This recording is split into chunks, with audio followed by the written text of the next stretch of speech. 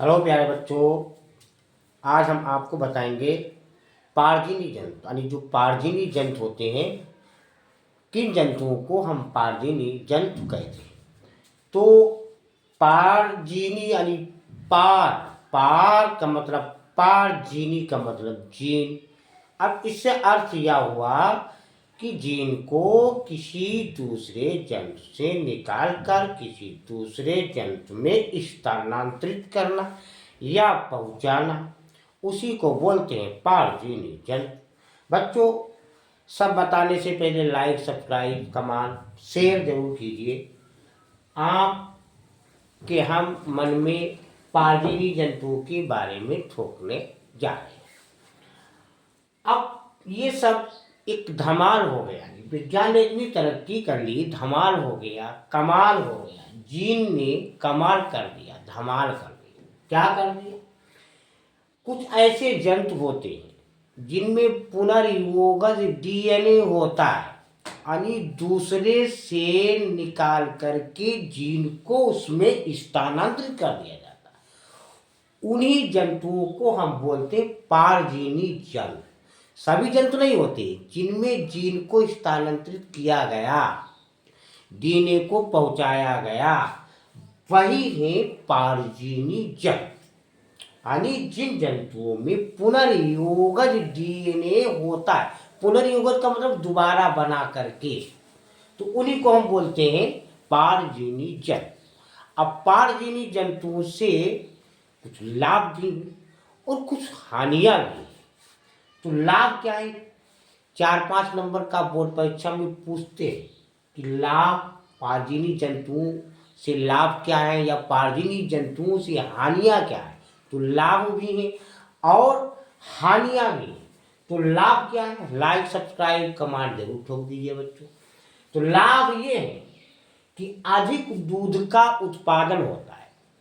लाभों में पहला लाभ है कि अधिक दूध का। अब देखा किसी किसी गाय कितना कितना दूध दे रही है, एक गाय 40-40 लीटर दूध देती है।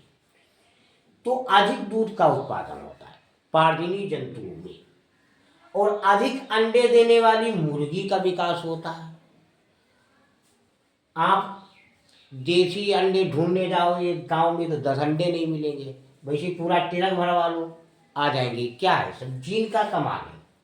फार्म खुले हुए हैं, देखो कितने के पूरी गाड़ियां की गाड़ियां भर लो अंडों से। तो अधिक अंडे देने वाली मुर्गी का विकास होता है। तीसरा लाभ है कि उत्तम गुणवत्ता वाले जीवों का विकास होता है, अच्छे गुण वाले जीवों का विकास होता है।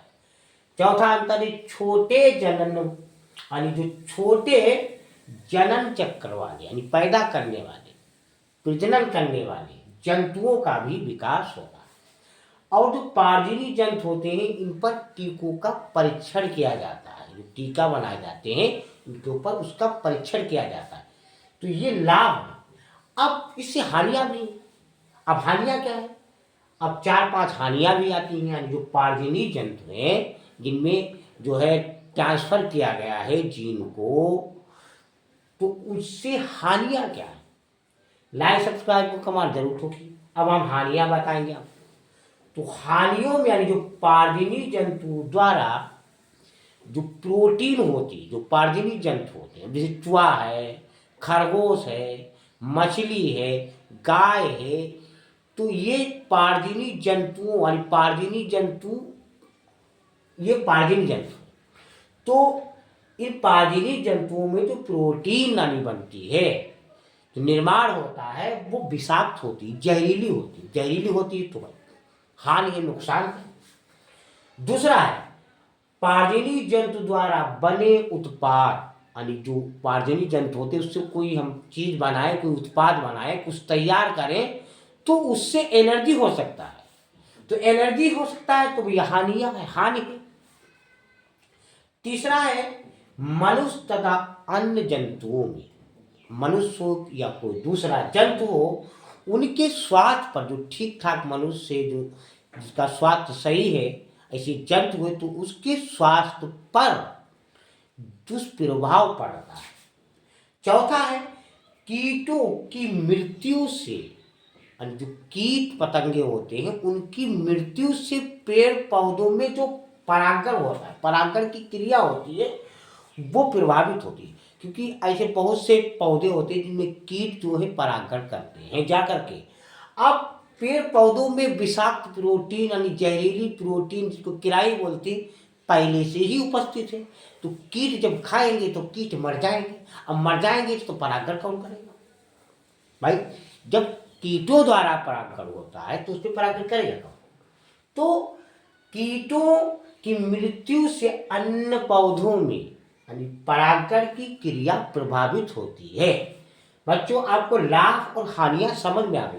लाइक, सब्सक्राइब, कमेंट, शेयर जरूर कीजिए, अवश्य कीजिए। हम ऐसे ही नई नई वीडियो आपके लिए लाए करेंगे। जो समझ में ना आए कमेंट कीजिए।